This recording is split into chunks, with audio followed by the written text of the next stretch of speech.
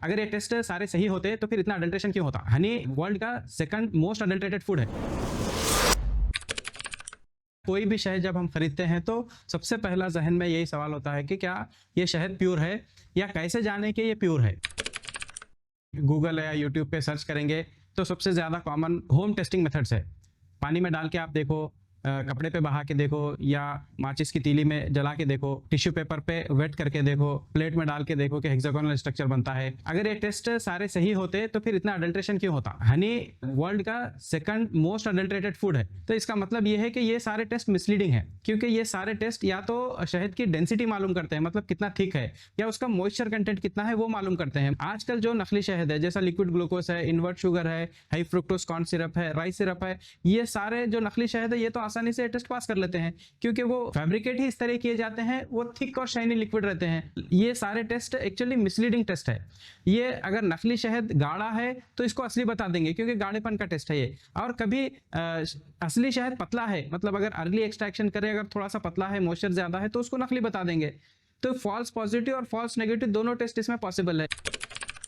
अब आती है दूसरी बात लेबोरेटरी टेस्ट की, एफएसएसए पैरामीटर्स की। एफएसएसए ने जो पैरामीटर्स बनाए हैं वो 20+ टेस्ट है। उसमें कुछ टेस्ट है जिसमें क्वालिटी पता होती है, कुछ टेस्ट हैं जिसमें उसकी प्यूरिटी पता होती है। तो ये एफएसएसए के पूरे पैरामीटर्स हैं। इतने सारे पैरामीटर के बावजूद हनी का अडल्ट्रेशन इंडिया में कॉमन है। आप न्यूज में देखे होंगे कि कई सैंपल्स जो बड़े बड़े ब्रांड्स के हैं वो जब इन पैरामीटर में टेस्ट किए गए तो पास हो गए, लेकिन जो एडवांस्ड और अपडेटेड टेस्ट है जो जर्मनी और फ्रांस में होते हैं उसमें फेल हो गए।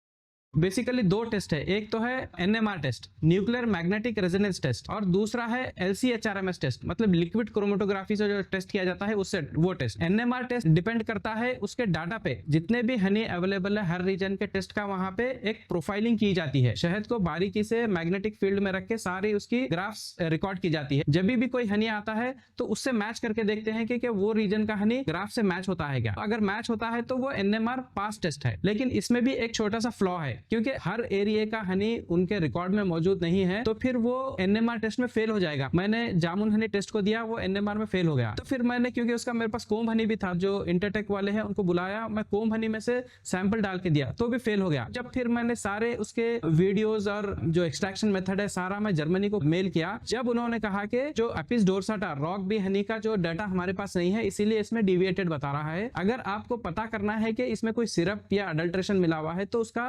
अल्टरनेटिव मेथड या उससे ज्यादा इफेक्टिव मेथड एलसीएचआरएमएस टेस्ट है। उसमें हर एक पॉसिबल अडल्ट्रेशन का उनके पास मैपिंग है, तो सब रूल आउट करके पता करते हैं कि इसमें कोई सिरप तो मिला हुआ नहीं है।